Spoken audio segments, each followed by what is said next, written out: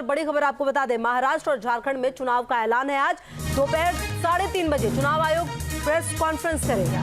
तो चुनाव आयोग की इस प्रेस कॉन्फ्रेंस का इंतजार रहेगा। 3:30 बजे चुनाव आयोग प्रेस कॉन्फ्रेंस करेगा और ये ऐलान करेगा कि ये वोटिंग कब होगी, और इसके साथ ही लोगों के बीच हलचल तेज और सरकार बनाने की जो होड़ है तमाम पार्टियों की, वो भी तेज हो जाएगी। महाराष्ट्र और झारखंड, दो राज्य जहां चुनाव का ऐलान होना है और इंतजार होगा 3:30 बजे तक का। बिल्कुल। और देखिए, जम्मू कश्मीर और हरियाणा में चुनाव के बाद ये बहुत महत्वपूर्ण हो जाएंगे। दोनों ही राज्यों के चुनाव देखना बेहद महत्वपूर्ण, क्या कि जनता क्या सोचती है। और आपको ये भी बता दें, महाराष्ट्र विधानसभा का कार्यकाल 26 नवंबर 2024, जबकि झारखंड विधानसभा का कार्यकाल 5 जनवरी 2025 को खत्म हो रहा है।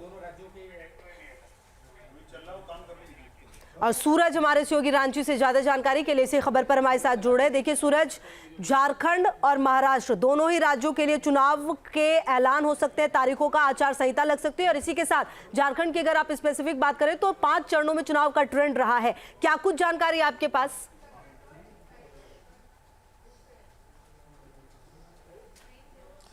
देखिए, इस बार झारखंड की चुनाव समय से पहले करा दी जाएगी, क्योंकि आचार संहिता आज देर शाम लग सकती है, क्योंकि 3:30 बजे चुनाव आयोग की प्रेस कॉन्फ्रेंस है। प्रेस कॉन्फ्रेंस के बाद चुनाव की घोषणा होगी और चुनाव की घोषणा के बाद झारखंड में आचार संहिता लगा दिए जाएंगे। यानी इस बार समय सीमा से पहले झारखंड में इलेक्शन हो रही है, क्योंकि झारखंड का जो कार्यकाल रहा है वो 5 जनवरी को खत्म हो रहा है। लेकिन इस बार महाराष्ट्र को देखते हुए झारखंड की चुनाव दोनों स्टेट को साथ में कराया जा रहा है। तो निश्चित तौर पर आप कह सकते हैं कि कुछ हफ्ता पहले केंद्र चुनाव आयोग की 11 सदस्य टीम रांची पहुंची थी। 2 दिनों तक उनकी रांची के एक निजी होटल में बैठकें चली। बैठकों में कई फीडबैक उन्हें मिले। झारखंड के जितने भी राजनीतिक दल है उनका कहना था कि झारखंड में चुनाव 15 नवंबर के बाद किया जाए, यानी जितने भी पर्व त्योहार है उसके बाद किया जाए। लेकिन चुनाव आयोग यहां से पूरी तरह से फीडबैक यहां से लेकर वो दिल्ली गई, और दिल्ली में आज झारखंड और महाराष्ट्र को लेकर चुनाव आयोग आज घोषणा करेगी, आचार संहिता लग जाएगी। लेकिन इस बीच जितने भी पॉलिटिकल पार्टियां हैं झारखंड में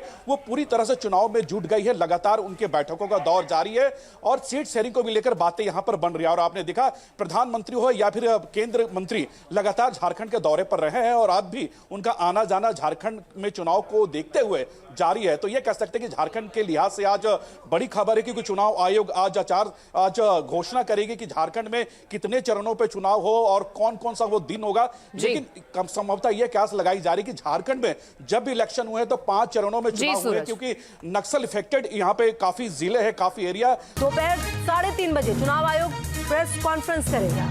तो चुनाव आयोग की इस प्रेस कॉन्फ्रेंस का इंतजार रहेगा। 3:30 बजे चुनाव आयोग प्रेस कॉन्फ्रेंस करेगा और ये ऐलान करेगा कि ये वोटिंग कब होगी, और इसके साथ ही लोगों के बीच हलचल तेज और सरकार बनाने की जो होड़ है तमाम पार्टियों की, वो भी तेज हो जाएगी। महाराष्ट्र और झारखंड, दो राज्य जहां चुनाव का ऐलान होना है और इंतजार होगा 3:30 बजे तक का। बिल्कुल। और देखिए, जम्मू कश्मीर और हरियाणा में चुनाव के बाद ये बहुत महत्वपूर्ण हो जाएंगे। दोनों ही राज्यों के चुनाव देखना बेहद महत्वपूर्ण, क्या कि जनता क्या सोचती है। और आपको ये भी बता दें, महाराष्ट्र विधानसभा का कार्यकाल 26 नवंबर 2024, जबकि झारखंड विधानसभा का कार्यकाल 5 जनवरी 2025 को खत्म हो रहा है। और सूरज हमारे सहयोगी रांची से ज्यादा जानकारी के लिए इसी खबर पर हमारे साथ जुड़ रहे हैं। देखिए सूरज, झारखंड और महाराष्ट्र दोनों ही राज्यों के लिए चुनाव के ऐलान हो सकते हैं, तारीखों का आचार संहिता लग सकती है। और इसी के साथ झारखंड की अगर आप स्पेसिफिक बात करें तो 5 चरणों में चुनाव का ट्रेंड रहा है। क्या कुछ जानकारी आपके पास?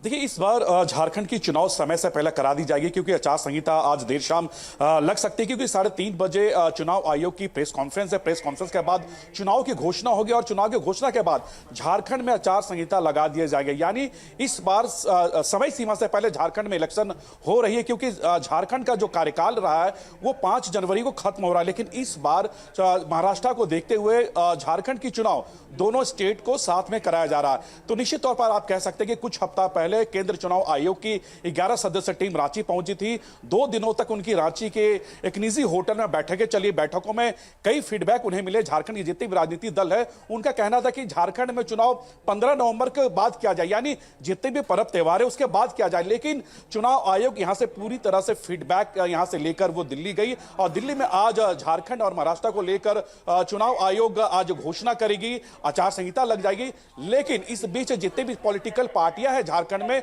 वो पूरी तरह से चुनाव में जुट गई है। लगातार उनके बैठकों का दौर जारी है और सीट शेयरिंग को भी लेकर बातें यहां पर बन रही है। और आपने देखा प्रधानमंत्री हो या फिर केंद्र मंत्री लगातार झारखंड के दौरे पर रहे हैं और आज भी उनका आना जाना झारखंड में चुनाव को देखते हुए जारी है। तो यह कह सकते हैं कि झारखंड के लिहाज से आज बड़ी खबर है, क्योंकि चुनाव आयोग आज घोषणा करेगी कि झारखंड में कितने चरणों पे चुनाव हो और कौन कौन सा वो दिन होगा।